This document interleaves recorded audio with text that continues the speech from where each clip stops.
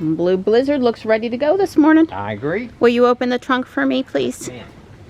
And just a couple things to sit in there. So how many miles was 90%? I didn't look up, but We'll look in a minute. Yeah, okay. I was trying to adjust the seat and get everything set. Look at the size of that trunk. I got to say, that is, so you could carry a body back there. pretty much.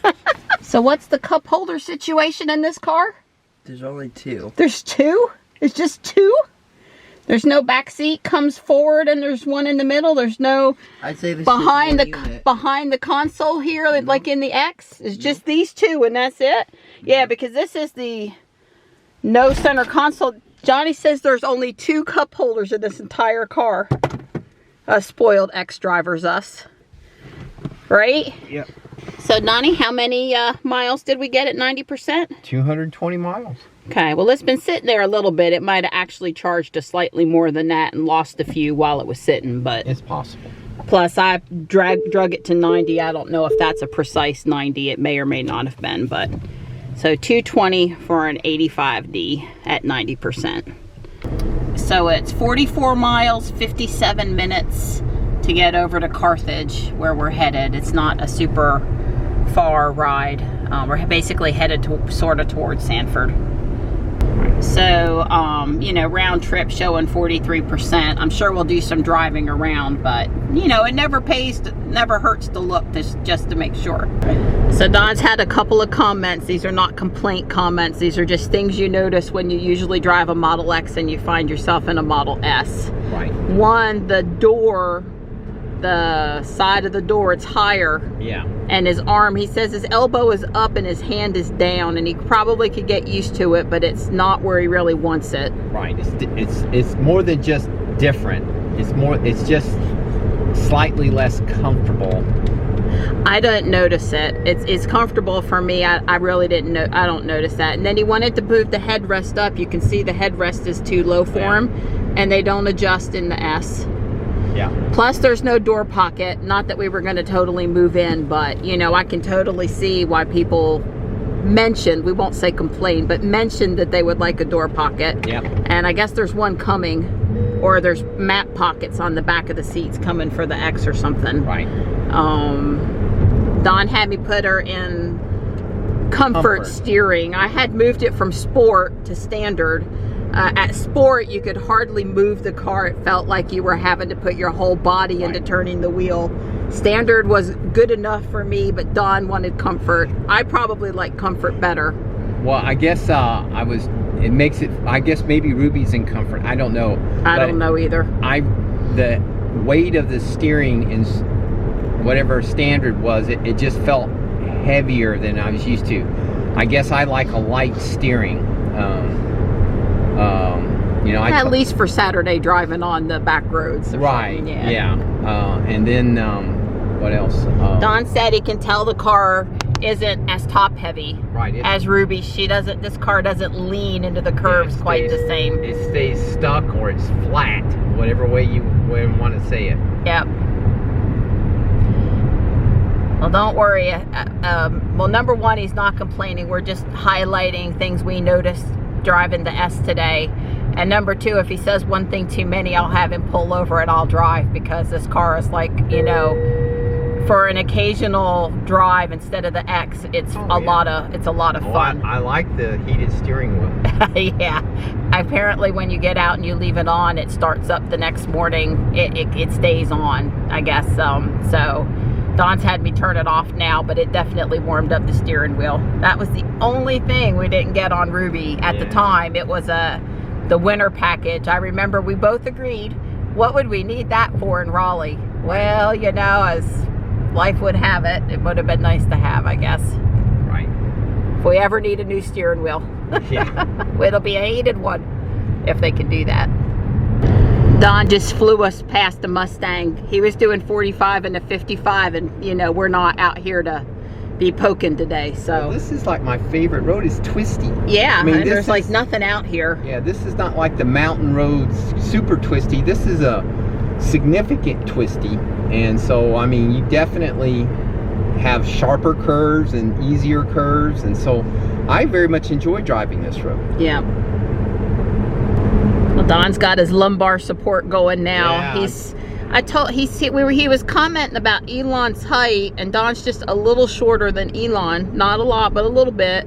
And you know, he said if this was his car, the sun visor would be gone. And I can see that because, you know, he doesn't need the sun visor. He's so tall, the little beam up there would, and he's wondering how a pano roof, the newer roof, would be versus this car. Right. I'm actually back further than I normally would like to be, leaning reclined more. To get your head on the headrest. Right. I guess I like to sit up a little bit more. Yeah, I told him I suspect Elon is in that slouch back racer position, and that's why his head is comfortable on the seat, I guess. But you know, Donnie, it's fine for a Sunday driver for me. Oh, I fit in that seat perfect. I don't have any problem getting in and out. It's not hurting me. I didn't mean to imply that there was, you know, somebody was gonna like let me have a Model 3 or, I mean, a Model S. I'd take it. I could live with all these things. It's just, yeah, you get used to all this stuff. I guess we just really love our Ruby girl. We knew when we bought her the X was the right car for us. Well, it's for multiple reasons, and we just love our Ruby girl. Well, what happens is, and I don't notice it so much in the XB.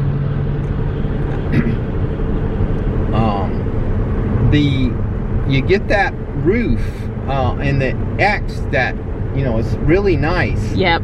You get spoiled by it. You get used to it. Seeing nothing. Yeah, in your well, vision. even I have hit my head on the sun visor. Well, the seats in this car were adjusted all the way up. Like the two people that were in it were very short. They were high, and we've now moved both of them down to the lowest possible setting. But just saying, Dom's doing 60 and a 55, and that whatever that Infinity was that went past us must have been doing 75 or 80. Yeah. Don's actually following the guy in front of him and doing a little over the speed limit. That other car was flying. Well, this guy was doing great. Now he's slowed down. Yeah, you may have to go around him now. We needed some cash, so I ran into Walmart. I found 2 blue Model S just like the one we're driving. I just looked on top. I found 1 Model 3. I don't have time to go through the rest of them. Sanford's not that far, so if I want to come back and look through that Hot Wheels thing, I can. It's a pretty drive down here. There's my ride.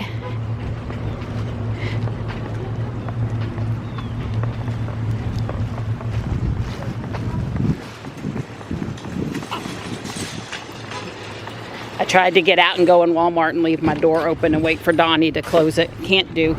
You know me, if there's a mural and we're driving a Tesla, we're stopping.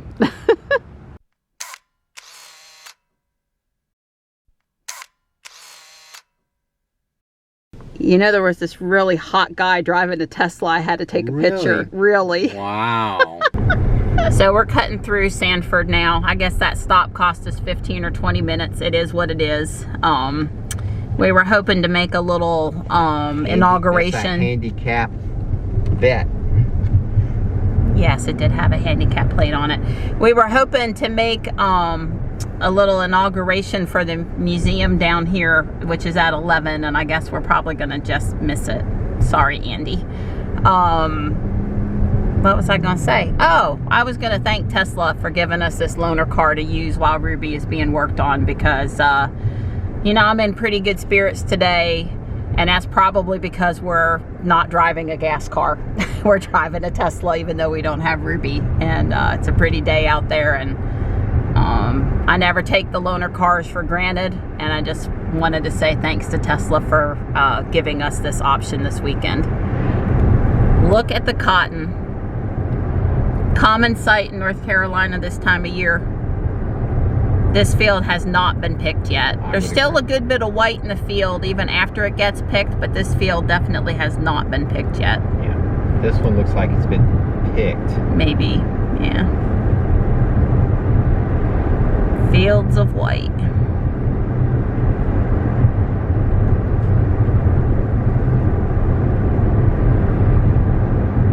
That one doesn't look like it's been picked. Nope. Dawn has put on autopilot for the first time today. I really think it was condensation yesterday. Obviously nobody took the autopilot housing apart. left a thumbprint in there and put it back together, right? I mean, that would have been, nobody did that. So it had to have been a little bit of water haze on the glass blocking the camera. Since she was parked in the garage overnight and we've been driving while we've been out, I think it's all dried up now, so we should be good. We've already seen a running steam car out on the highway with us. I didn't get the camera on quick enough though, and a lot of other fun stuff. And I guess now I'm glad Don was busy with the sink and he didn't fully detail this car yesterday. All right, there it is. I wonder if he's giving rides. Is that Andy? I see the black Model X down there. I'm thinking there's no other black Model X here. That's not Andy and Beast. The name of his Model X.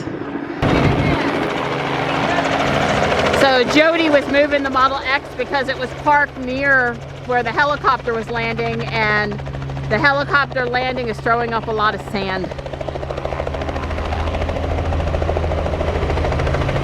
Wow, I wonder if we can get a ride in a helicopter today, Johnny. Let's go! Johnny's pretty excited. Andy was right. He's gonna love the event today. I've been on the track with Kyle. I ain't afraid of no helicopter. Seriously, like, let's go. Yeah, I got sand in the face there, though. That was pretty intense.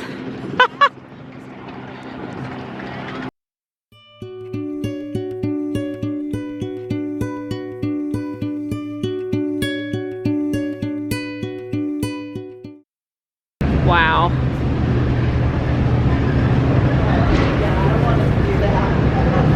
This display of equipment and memories from Durham Brazing and Welding Works, Durham, North Carolina, has been made possible by the B. Murray Memorial Fund, Triangle Community Foundation, the Murray family, the City of Durham, and the Museum of Durham History, Midwest Railroad Services, and the Eder family, Custom Steel, Tilton's Crane Service, Lex Kelly, Bill McCall, Ronnie Too, and the many volunteers that donated much of their time, energy, and efforts. Thank you. Dedicated to all the sages of Ronnie Street, September 2019. Huh. So this is the well at the University of Chapel Hill, and Durham Brazing and Welding Works formed the steel frame for the structure. This is the Victory Bell, awarded annually to the winner of the Duke University and University of North Carolina football game. Durham Brazing and Welding created the actual car, and the bell came from a train that had been decommissioned.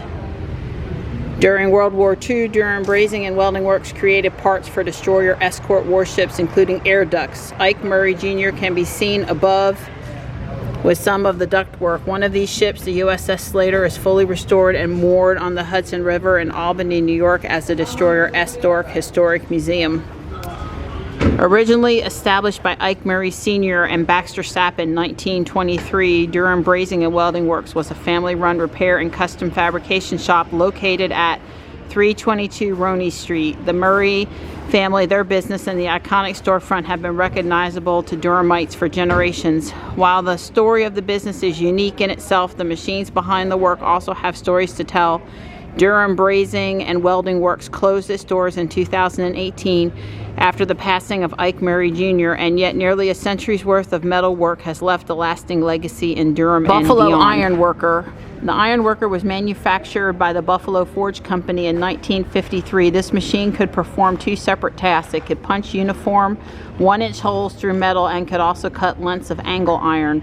The Iron Worker was used to fabricate the trash racks used to filter out debris from the intake at Lake Michie near Bahama. I think that's actually pronounced Bohema. The machine captured the eye of everyone that entered the shop, and the view and sound of the large flywheel spinning was as memorable as the loud kerchunk when metal was cut or punched. The user pulled a lever that was connected to a bicycle chain and sprocket, which dropped the blade to shear the metal. The flywheel would keep right on spinning 30 minutes after the machine was cut off. It is something you never forget. Scott Murray. The press brake. One of the shop's most iconic machines was the custom-built press brake that was purchased in 1939. Andy Feemster recalled, "My grandfather, Big Ike, and his cousin Joe went up north to meet the manufacturer to go over the design. They were taken to a fancy restaurant, pulled out their pencils, and drew up the specs on the tablecloth. After lunch, they bought the tablecloth and took it to the manufacturer, who used it as the blueprint to build the press. The massive 300-ton press brake arrived in Durham on a flatbed train car. Because it was so tall, the press had to sit in a 3-foot deep pit at the shop to fully operate the jaws. Using a hydraulic system, the machine could bend a 20-foot long piece of 3/8-inch steel. It was often used to make the truck beds for fire departments, Coca-Cola, and ice delivery companies. To show off the machine, Scott Murray's Uncle Lee would skillfully crack walnuts in the powerful jaws." The rollers. While Durham Brazing and Welding Works often purchased their powerful machines, in this case they built their roller machine from the transmission of an old Model T car and rolls that used to be axles on trolley cars that ran up and down Durham's Main Street. The machine's design was not entirely intuitive. One employee became the subject of the company's lore when his thumb got stuck due to confusion about the machine's forward and reverse pedals. Rollers were used to bend sheet metal into round forms. For example, one of the first jobs employee Pat Hill had was to fabricate metal linings for 125-foot long chiller pools for the Purdue and Tyson chicken processing. The Airco shape burner. The Airco shape burner, or electronic flame cutter, consisted of multiple devices used together to cut metal plates up to a 4-inch thick intricate shapes. A beam of light guided a tracing device along a template, and torch then moved in unison to cut the same pattern accurately into metal. While many of Durham Brazing and Welding Works machines predated World War II, the electronic flame cutter was featured in Productivity News for potentially being the oldest of its type in operation. In the 1970s, this electronic flame cutter was used to cut 9,000 pieces of 1/2-inch and 1-inch plate for nuclear power plant. I think Andy said Sharon Harris. The Cincinnati shear, manufactured in 1936 by Cincinnati Incorporated, the machine was used to shear or cut large pieces of metal. A hydraulic clamp system would hold the metal in place while the shear blade would slice through the thick metal. Scott Murray recalled, "The injuries came more from the hydraulic clamps and the shear, and more than one finger was shortened by their unforgiving nature. While the powerful shear eliminated some manual work, it still required skilled operators to maneuver the components."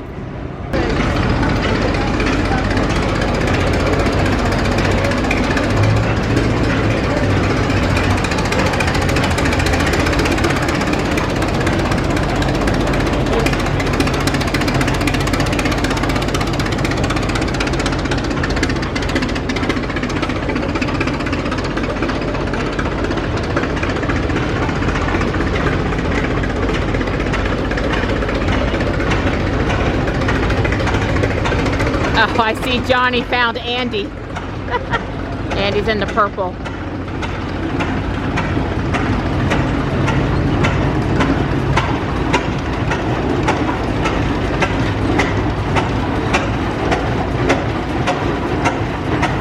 Wow.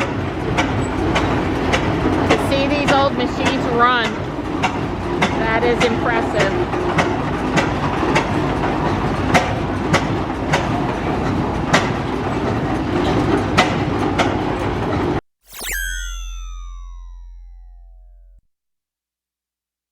See them, let alone to see it moving. Yeah, right? There's a lot of them around here. Wow. This was my father-in-law's shop. How big of a piece of sheet steel would that be? You could, I think it was 3/8, 90 degrees, 20 foot long. Wow. But they actually had it custom made. That, I mean, it's huge. Uncle started the business. You can't hear what Andy's saying, but I guess this thing was built, I think he said, before World War II, like in 1939. There was a discussion around the tablecloth where they wrote on it the specifications.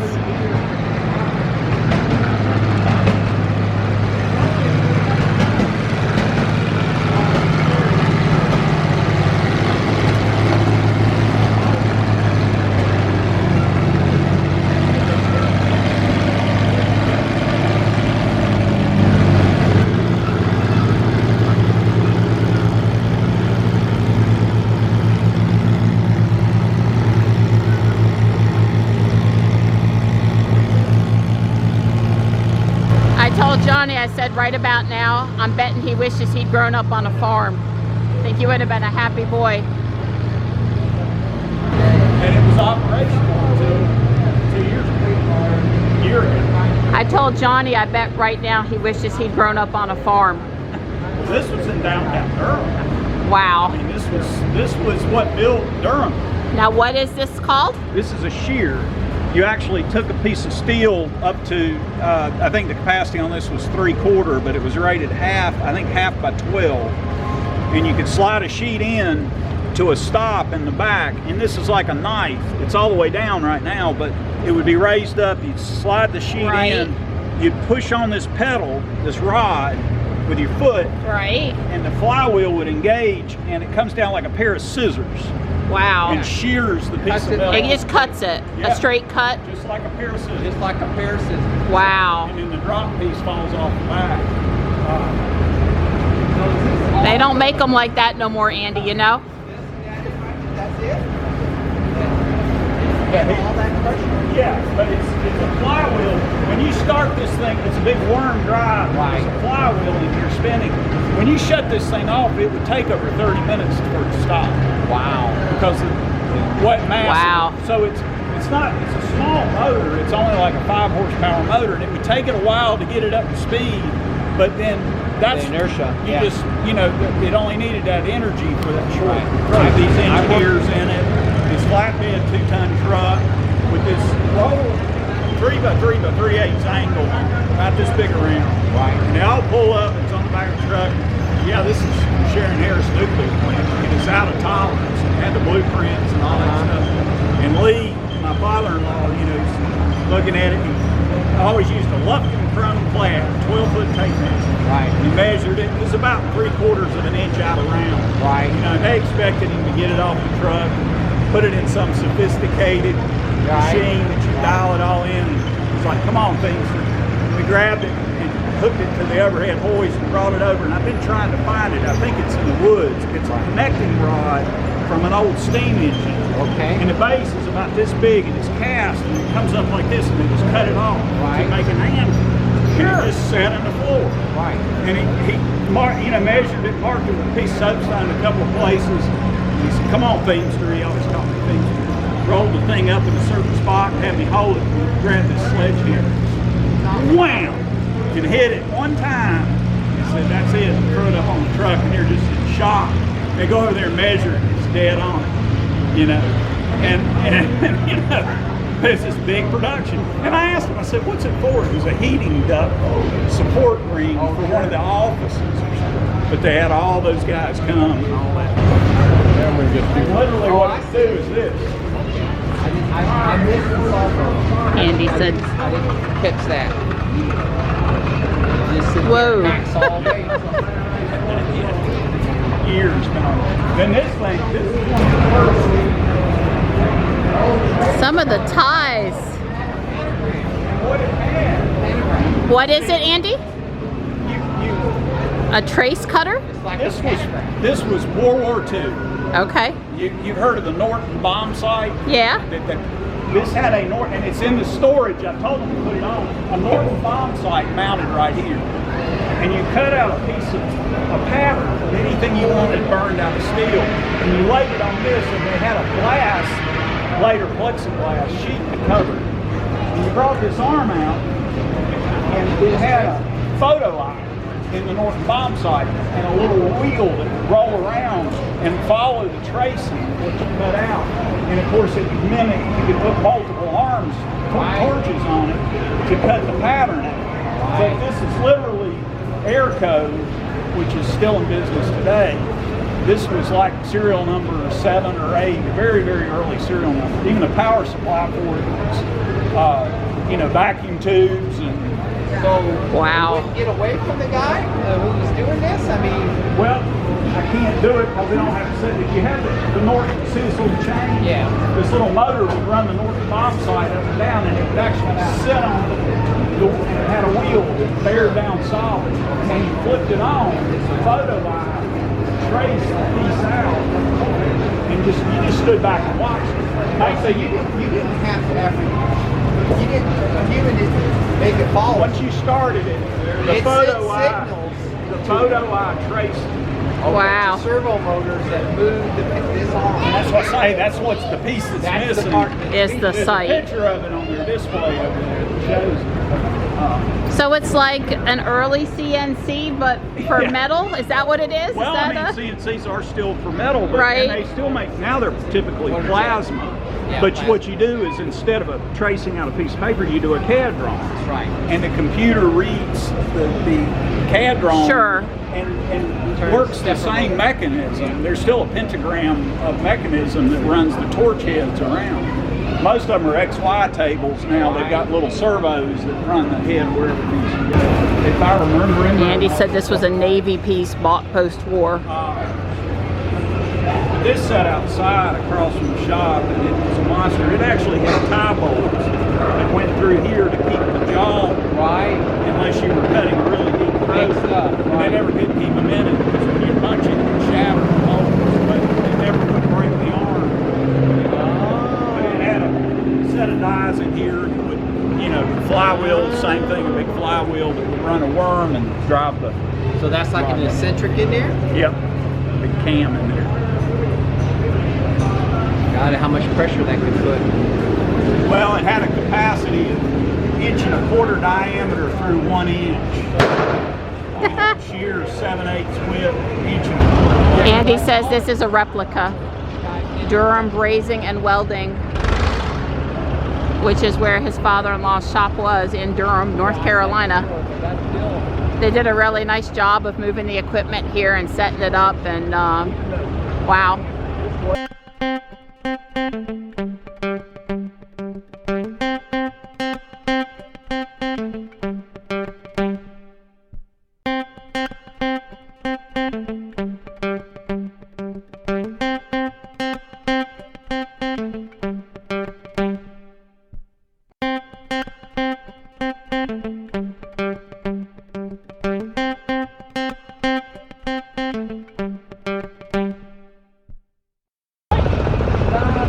What is that?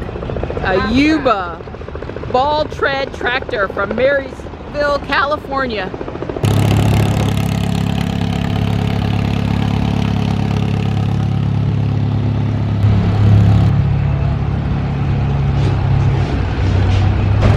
Wow. This is so exciting. I love this stuff. That's steam. Yeah, I love this stuff. Wow, there's so much to see here. I don't know how you see and take in everything. Normally I'm not into smoke, but I'm going to make a serious exception for this piece of equipment.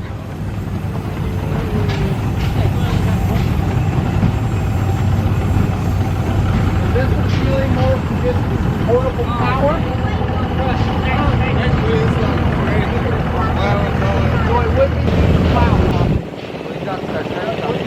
Yeah, this is like the quietest piece of equipment here today so far. This piece of equipment is also running just as smooth and quiet as can be. I'm not sure what they're doing with the power right now. I guess just demonstrating it.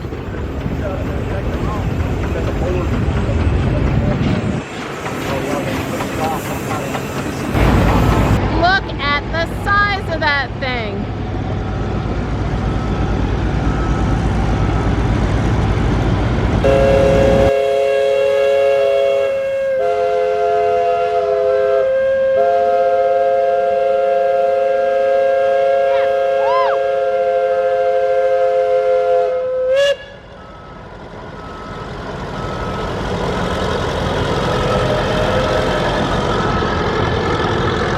My little vlogging camera today is refusing to do any more 4K video. It says it's too hot. So whatever that firmware did is it didn't help with the overheating on 4K, but at least I'm getting good HD video. The HD video is working fine.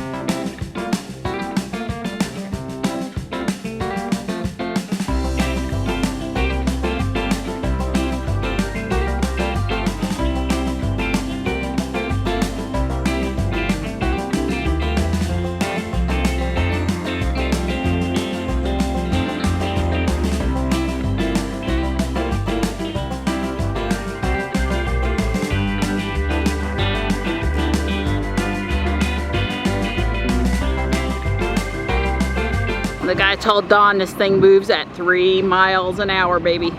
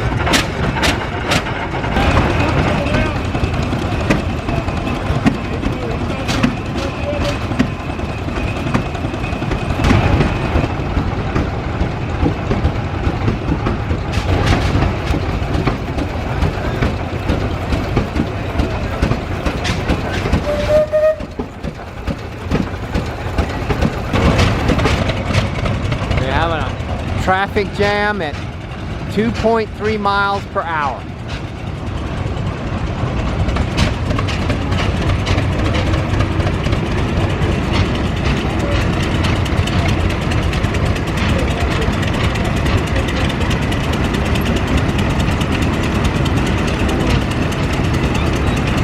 I missed the steam ones that came by a minute ago.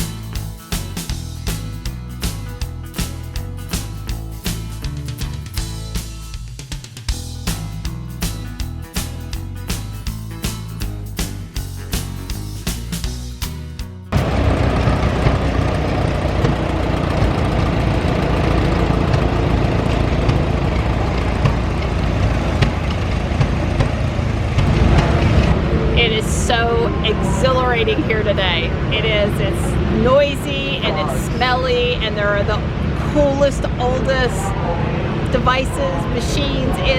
I am having such a good time, and Johnny and Don are too. And Yep. it's just great. Well, if you look at two of our best competitors here,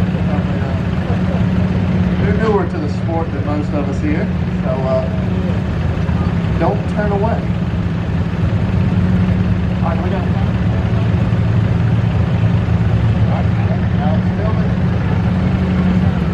All right, we're going to do the exact same this show competitors. We're going to do the competitor ready, timer ready, 3, 2, 1, go. That's going to hit a couple times. Once the competitor's ready, give me a nod. Don't worry, you see. All right, competitor's ready. So competitor's ready, timer's ready. 3, 2, 1, go. And you see most of them coming around. Looks like old Jimmy's opening up 1 and 1. Daryl's you're going to see opening up with a 2-hit upwards pattern and a 2-hit downward pattern. Until they get to the center of the block, they're going to throw in 2 drivers, such as Daryl just did, and he's going to turn to the back side.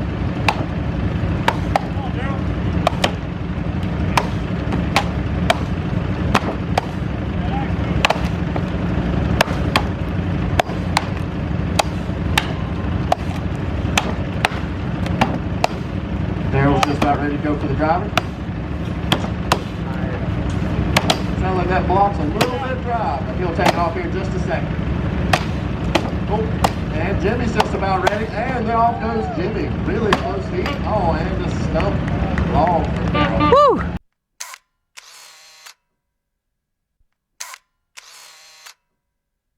Weighted axes weighing about 2.5 pounds apiece with a handle that has to be a minimum of 24 inches long. The bullseye will be 5 points, going out to 1 point from the white to the red. They're going to get 4 throws. I believe that first throw coming up will be a 2 for Ryan.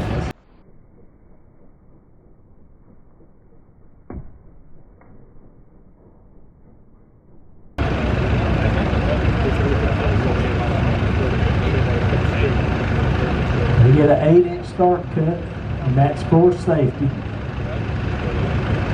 They was just starting on top without that starting cut, then it could skip off, catch them in the thigh, and that wouldn't be good. I've seen it. It's not a pretty good. The college shows they make them wear chaps and this, but we don't make them on this. They saw it and refused.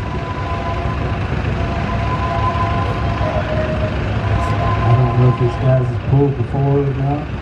Sort of trying to feel each other out there. You got to work together. You got to keep it flat. You got to keep your eye on the bottom of the cut. There's a lot going on. It don't look like much going on when you watch it, but there's a whole lot going on. All right. Sawyer's ready. Timer's ready. 3, 2, 1, go. Good start. Just got to keep it moving. Got to keep it flat. You got to go down with the saw.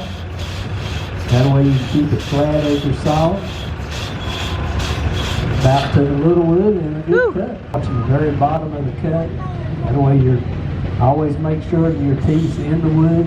That takes the bouncing back and forth out.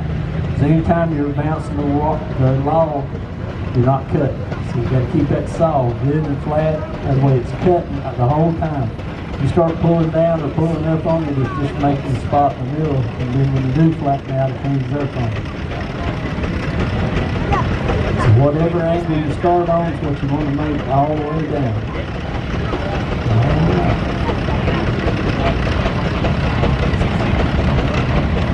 Saw's cleaned over. Sawyers look ready. Sawyer ready. Timer ready. 3, 2, 1, go! Good easy start. Now they're working back and forth. See how flat you're keeping it. That's a good cut. Cut wood the whole time. Go down with it. And coming out the bottom. Good saw right there. That's a good job. They'll get the times in. We'll write them down. Towards the end of the show, we'll read y'all who comes in first and what everything.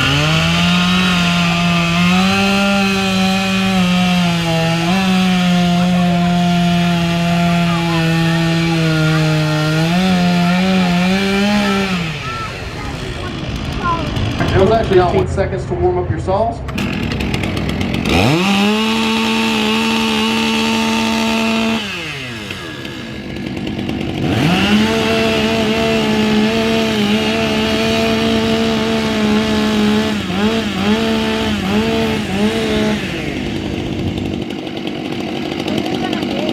All right, competitors, hands to the wood. Competitors ready, timers ready. 3, 2, 1, go.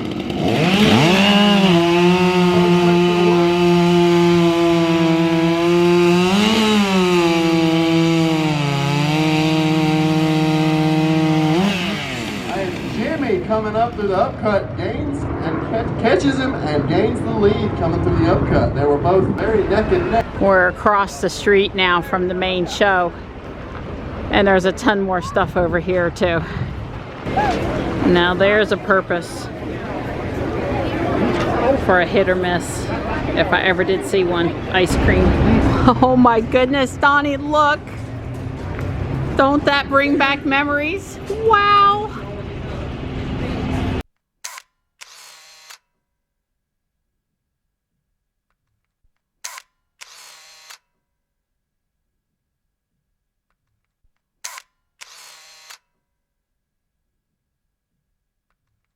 A rare tractor building. Wow. I mean, this place just goes on for forever.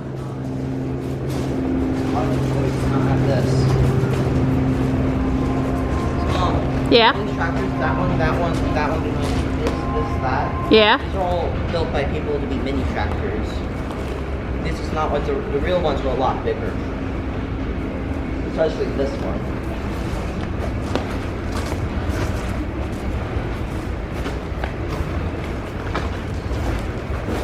Children and children at heart, please stay off the tractors. Well, hopefully they have one or two someplace here for pictures.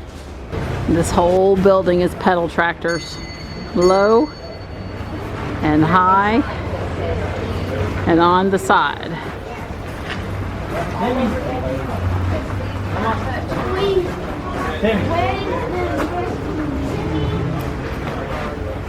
The Ederville soda shop. And I do believe it is authentic. Wow. Roast beef sandwich cost you 75 cents. Each one of the little booths here along the side has some other collection of antiques. This is all old scales. It's fascinating stuff, just fascinating. Oh wow. Horses and Indians. Old strollers.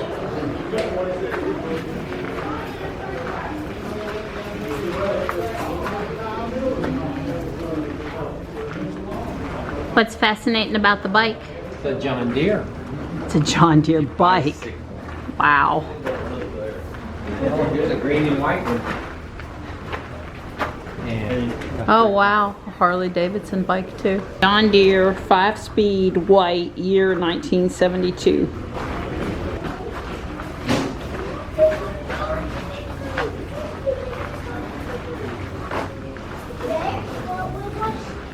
Donnie, how'd you like to have had one of these pedal cars when you was a kid? yeah, I gotta cut my. Uncle Homer didn't have no pedal car on the farm? I don't think so. Did you get to ride his real tractors though? Yeah. Well, you know, then there's that. Well, some of these are. I've been picking them up the front end, and they're really heavy. Right, they look like they're cast. Yeah, I would say. I don't, those are pretty serious. What is that? Right, but from the 40s or 50s or something, huh? Yeah, this is real. This is serious. It's not really a toy.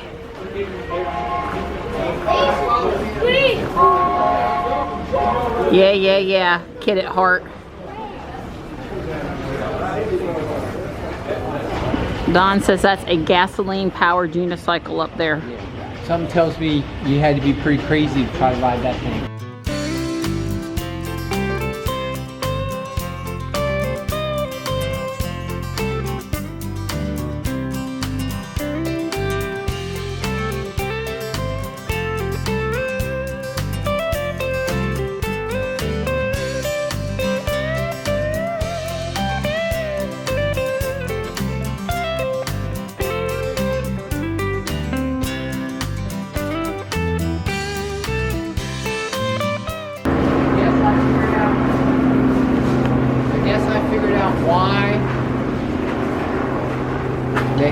steel wheels.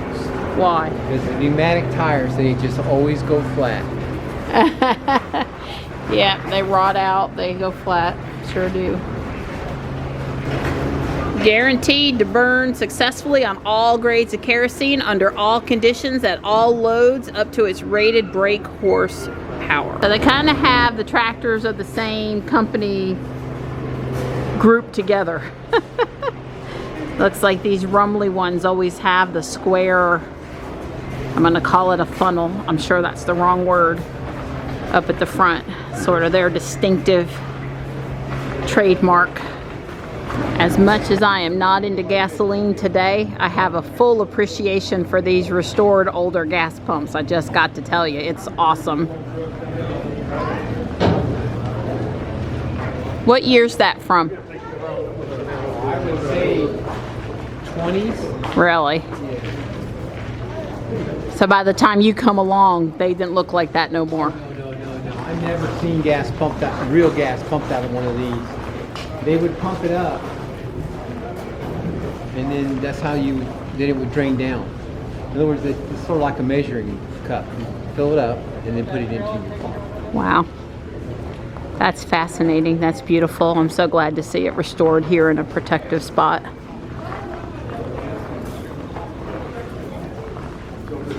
Imperial tractor. That is a piece of art right there.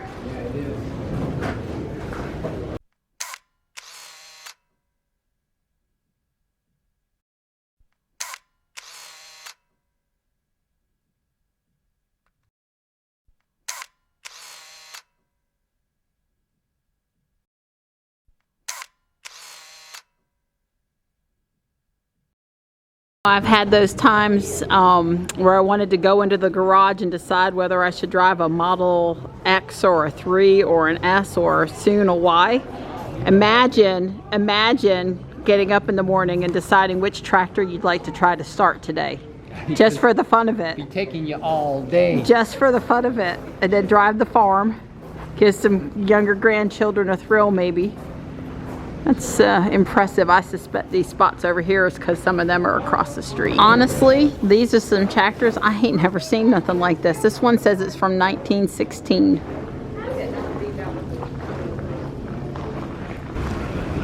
So what is this? A mill?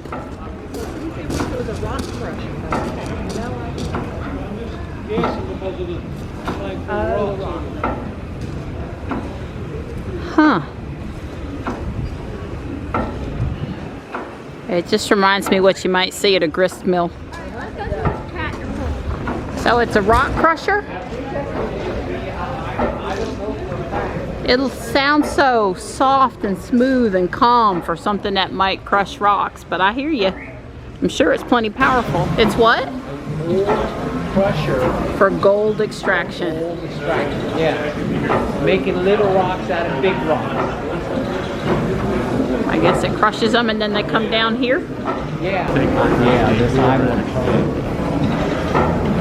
We have it running at The boiler. yep, the boiler. We have it running at very low speed pressure.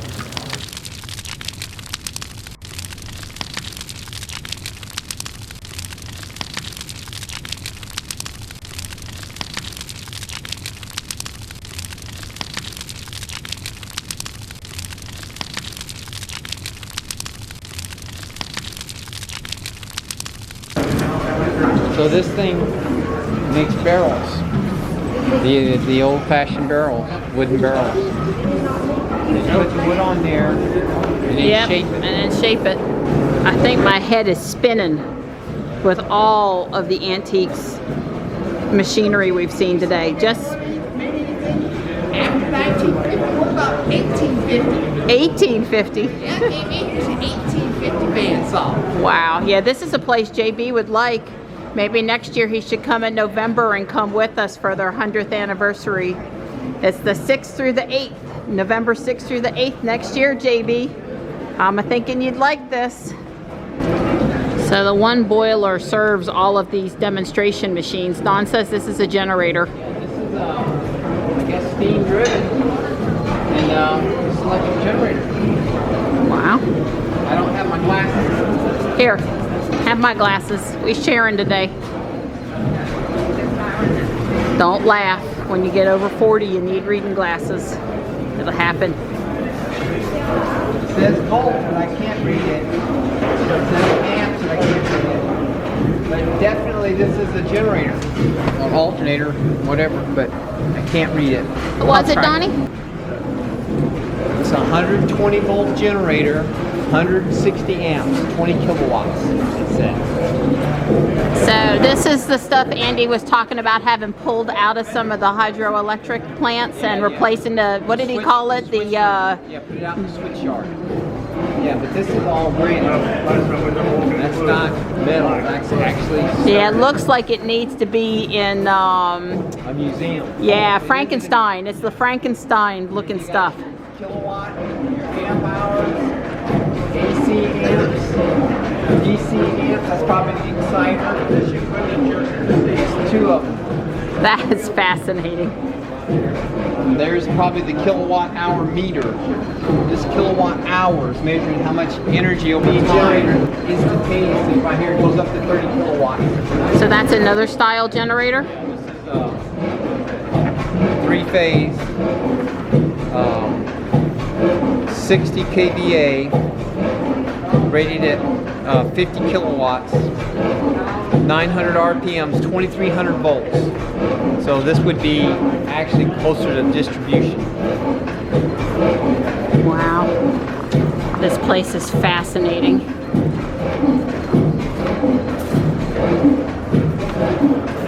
This is what's driving the belt.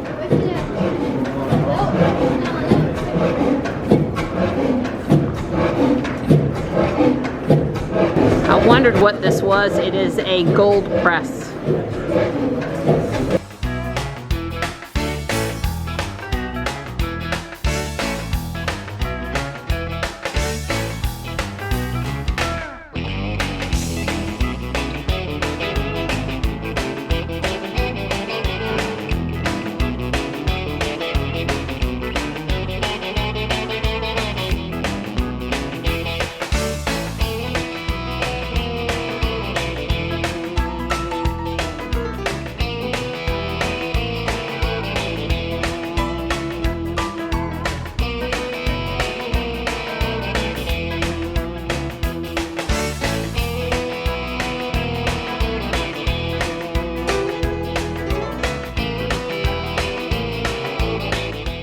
Oh my goodness, that is the cutest little fire truck ever.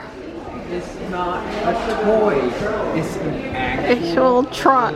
fire truck. It's so cute. Who made it? It looks European because it's right-hand drive. It's probably from Europe. Remember, they don't Right. have big streets. That's a smaller truck. Oh yeah, there is a pump on that little truck. That's pretty cool. It's all in Japanese. Yeah, it's in So Hong Kong would have drove on the right side? Yeah, they drive on the right side in Hong Kong also. But Japan, again, they like smaller vehicles. Something here at the tractor show that I know Michelle would love to see. One of her kids that misbehaved is in there. Just kidding.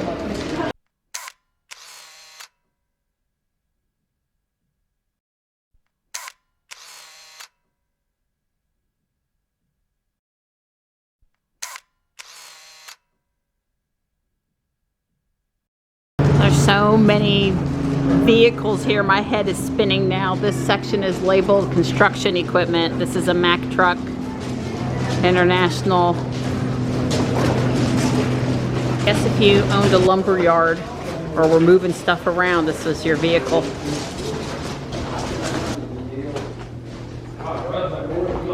This is a lion on the end of this, and the shape to me implies circus, and then I think it's got an organ in it, is what that is. I can't swear to it though. Anybody know what this would have been?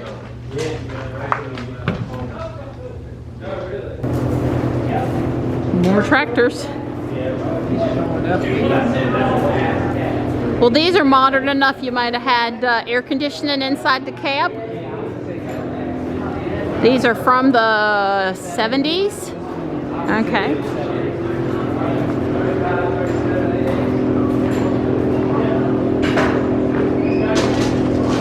Note to self, next year bring some Thai animals from Guardian Angel to leave on some of the tractors. There's quite a few, and I'm sure adding a couple would be nice. Trying to figure out what a challenge tractor is. It's orange. It's got a knight on the front of it. A shield and a sword. It's got a knight. You know, King Arthur in the Round Table, it's got a knight. It's in full body armor. Just now got it. The arrow actually turns with the wheel. Right. So if you're up high on the tractor and you're having trouble figuring out which way you're going, right. Well, you look at the arrow. That's right. It's not moving very fast. Sure. You're keeping it running. You're doing other stuff. Right. It's got a worm gear. The steering rod turns the worm Thanks gear. to Lego League, I know what a worm gear is. That's right. So that worm gear is turning that spur gear. So once you turn this wheel, it stays. Huh. You don't have to hold on to the steering wheel. That's great. Ingenious. At the very back, there's a stuffy, a doll. That's where the person stood. That's where the wheel is. Seeing some great radiator ornaments today. Electric wheel company, but it runs on kerosene. My pop back in the 70s, he had a lawn tractor and it had this kind of a seat. It was not comfortable. Durable, but not comfortable. We not ever seen this on Scott Mason, the Carolina Traveler? Maybe this year? Maybe next year for the 100th anniversary. Yeah, maybe so. I don't know. I mean, we had no clue this was an hour or so from our house. No clue. And next November, they're doing it again. It's just a different tractor. You know, the tracks do good on really soft ground, muddy. Right.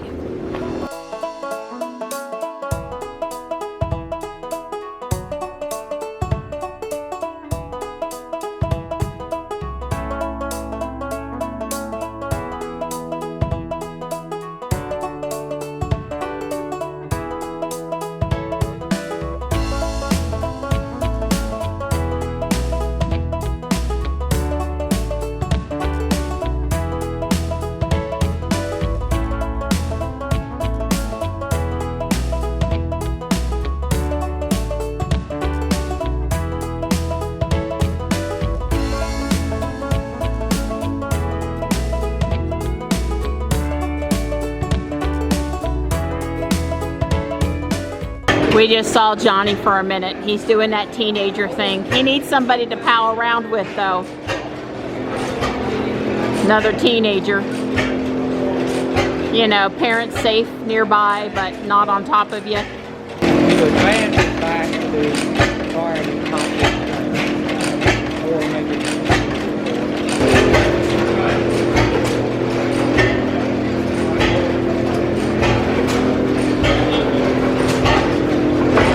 I walked up, and before I saw anything, I just said, "Oh, this gentleman right here, that is a smooth running machine."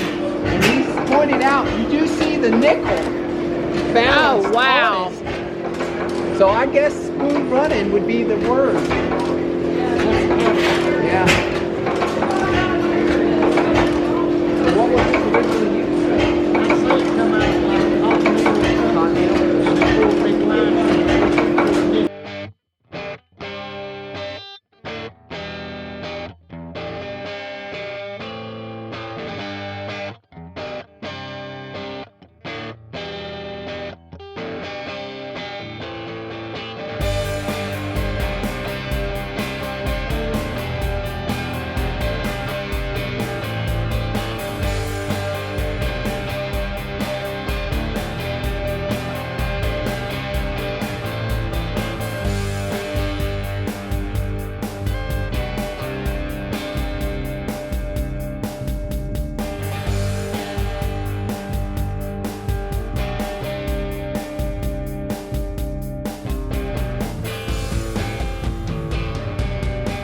The buildings on this property are endless, and every building has hundreds of pieces of equipment in it. I have never seen anything like it. I mean, it would take you as long to thoroughly enjoy this as it would, you know, the big museums in Washington, D.C. This building is circus equipment.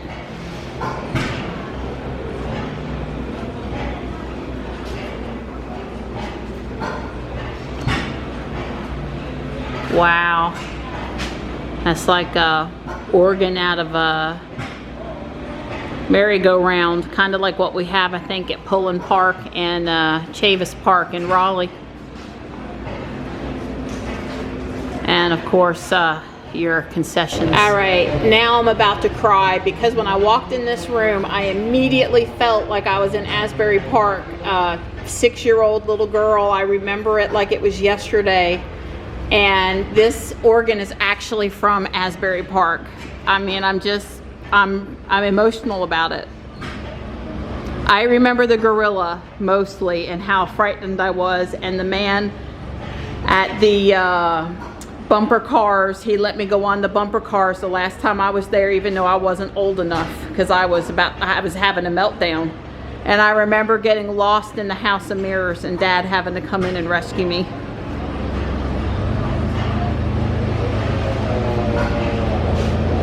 John's pointing out the boiler on the left and the peanut roaster on the right, and I guess the popcorn popper straight ahead. It's all peanuts. He says it's all peanuts. Spins, yep.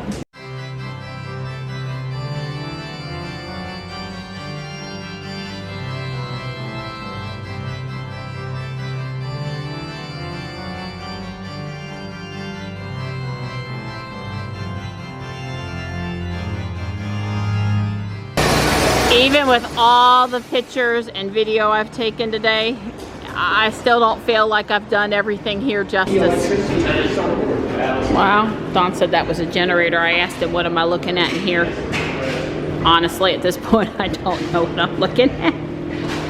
I'm still enjoying looking though.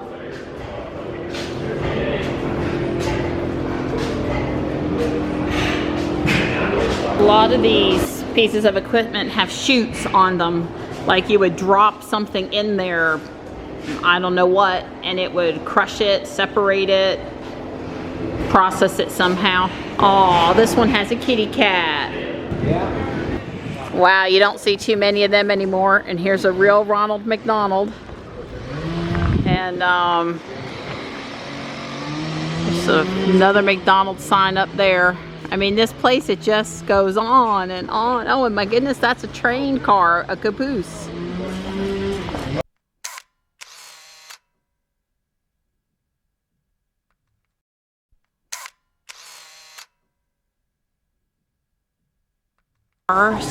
Scott and Company, the Tiger Thresher line, Richmond, Indiana, USA. There's another 50 steam-powered tractors. Yeah, this is a new building. This is not a repeat. This is not a repeat building. Wow, this steam. Teeth Talk. This dog, he looks mean. Avery Company.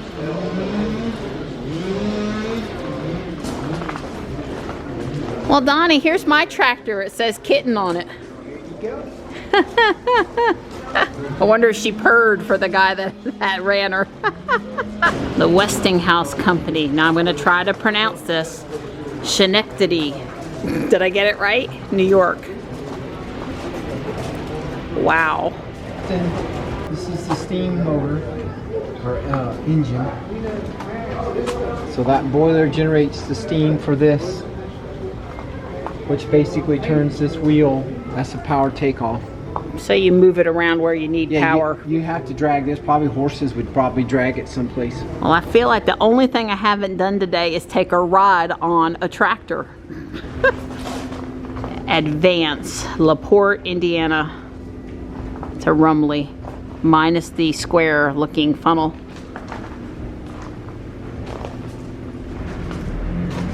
You know what I love about this place? There aren't 5 zillion safety signs. But because it's an agricultural thing on a farm, they're basically covered. You can't, I mean, they're covered. But I think it's great. Like, you can actually go and get dirty and smell fumes and see stuff, and it's inherently dangerous. And you know what? That's the great part about it, is you actually get to experience it. There's none of this worry stuff and can't touch, and it's real. It's the real deal. Well, let's put it this way, you're likely to hurt yourself, not it. That's true. Yeah, you're not going to hurt the equipment. If it's lasted this long, it's here to stay, at least if it don't rust. And this guy's done an excellent job with these buildings and protecting these things. I mean, look, there's all these tripping hazards down on the ground, and nobody's, you know, worrying over you whether you're going to trip on it or not. Coal or wood? I think this is coal. Wow, look at the detailing even on the handle.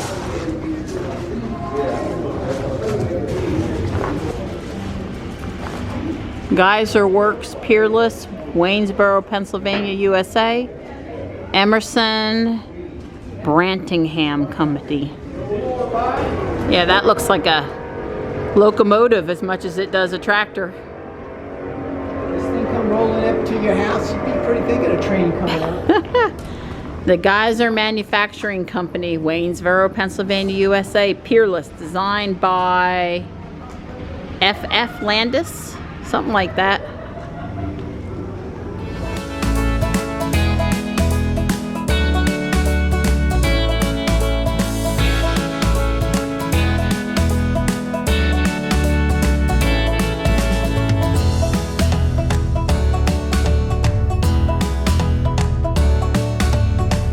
Guy's into history too. Grist mill, wine and cider press, cotton gin, maple syrup, printing shop, blacksmith, cobbler shop, woodworking, quilting, bees and meat. I mean, this is the cotton gin, thus the cotton.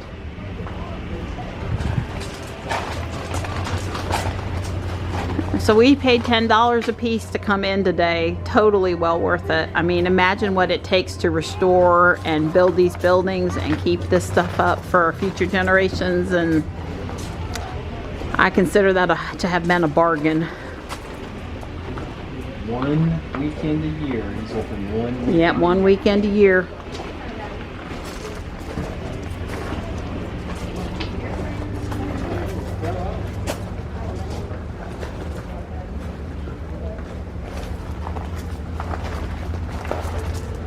Oh wow, and it even does have like a real little train area. I suspect it went more around the property. Oh my goodness. That is a pretty car. I love you, Ruby, but that is a pretty car. There goes the stainless steel. Oh my goodness. Almost as quiet as an electric car. Seriously, right? So it's a Dodge Coronet, a Rambler, Adventura, a Beetle,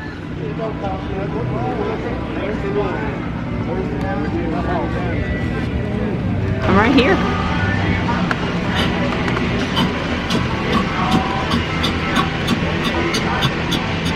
I didn't know Andy was here visiting today, helping to keep everybody in order. I'm sure Barney Fife's here too.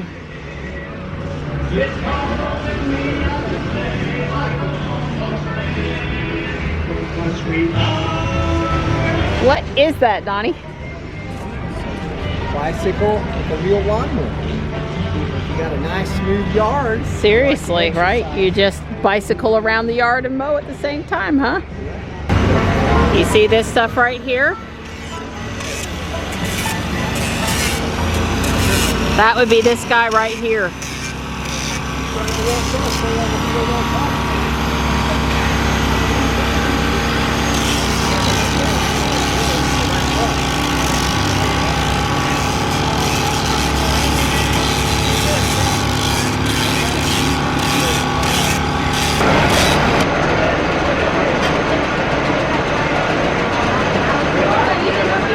Running a milling operation in here.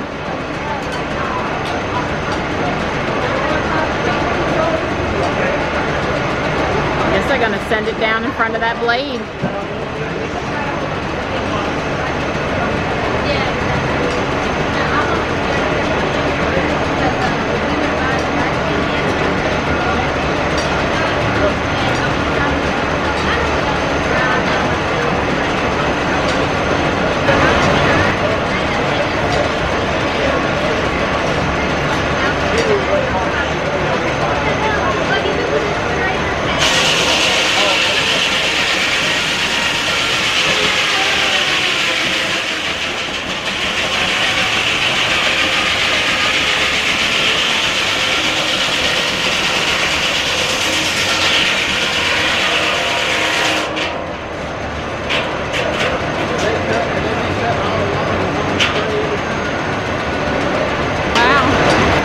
piece of lumber that came off.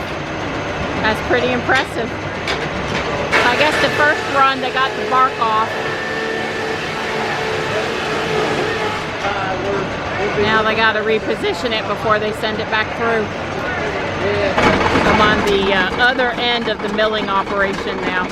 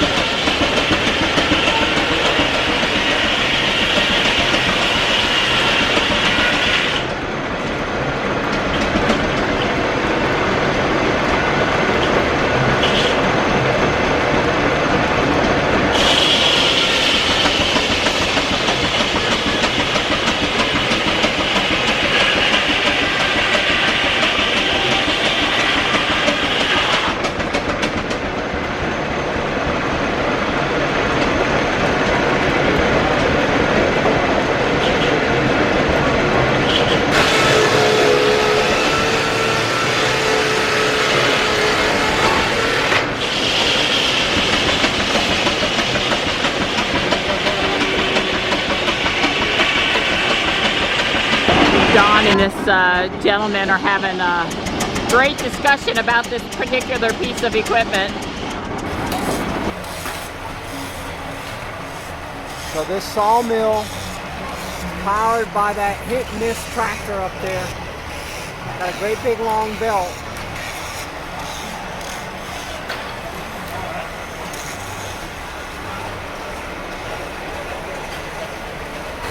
So they just fasten that log down, or in the process of fastening a new log down.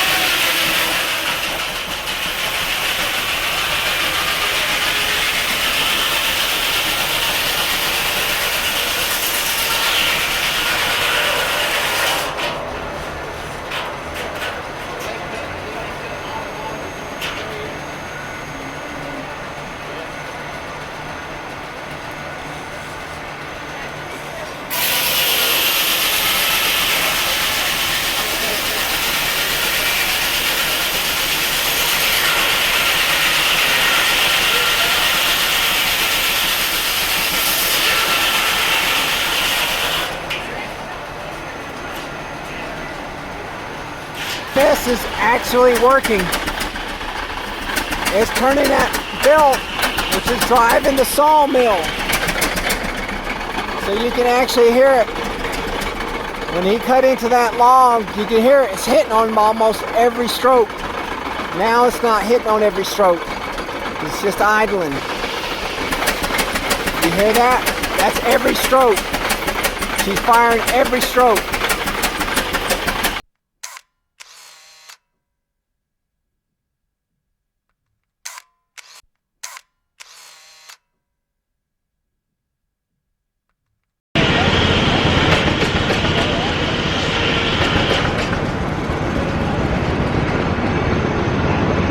See, I told you, farmers, they're protected. It says, warning, under North Carolina law, there is no liability for an injury to or death of a participant and an agritourism activity conducted at this agritourism location if such injury or death results from the inherent risks of the agritourism activity. Inherent risks of agritourism activities include, among others, risk of injury inherent to land, equipment, and animals, as well as the potential for you to act in a negligent manner that may contribute to your injury or death. You are assuming the risk of participating in this agritourism activity. So the farmer, he is totally protected. And rightly so, I'm sure. I kind of feel like I'm at the NC Museum of Art. Either that or we've gone to visit the Stargate. I don't know what that is from, but it is way, way cool. These are really cool, but they're also really expensive. We've been hearing the little train go around, but I hadn't seen it. It's kind of over here to the side. Nice thing about this place today too, they didn't charge extra for any of the stuff you could do. Really impressed.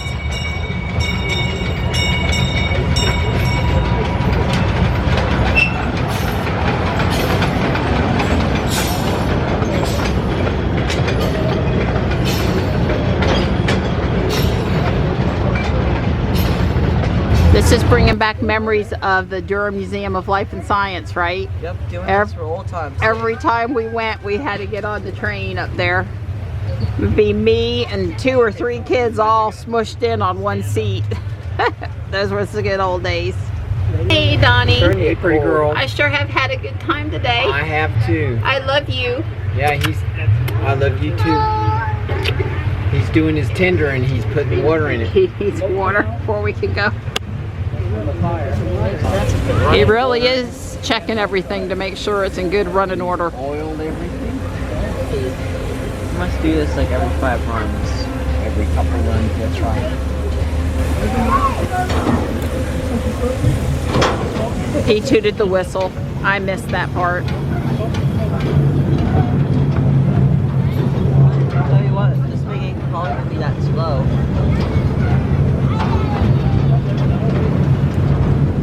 Oh wow, we got a train bridge. I do believe they may have excavated that just to say that we went over a bridge. That's great. There's some more rail train.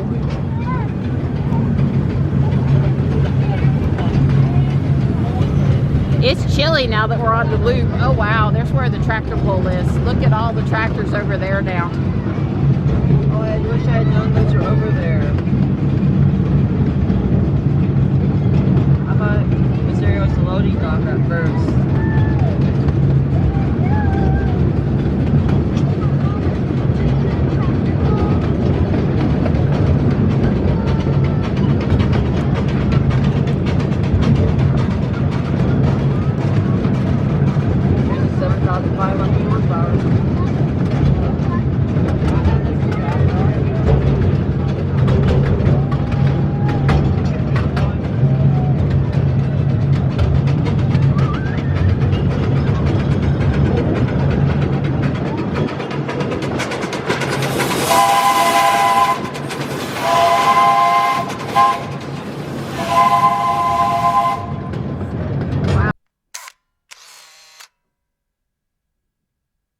Ending down our day here. We're back across the street, and it said it was an International Harvester sales and service. I'm not sure if it's a reproduction or he really served that purpose at one time.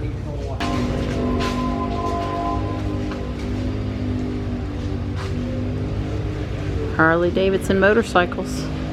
Today, this is bigger than this NC State Transportation Museum. Yeah. I mean, I likened it kind of to the mall up in Washington, D.C. There's so many buildings and so much history here. It's, I guess they're setting up for a banquet. There you go. That's what I want.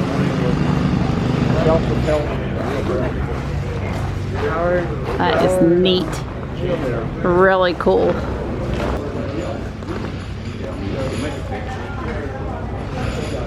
Well, there's Blue Blizzard right where we left her. We're all tired and I just didn't film anything inside, but if you're ever south of Sanford and Tramway, North Carolina, you really should come to the diner. Great food and great service.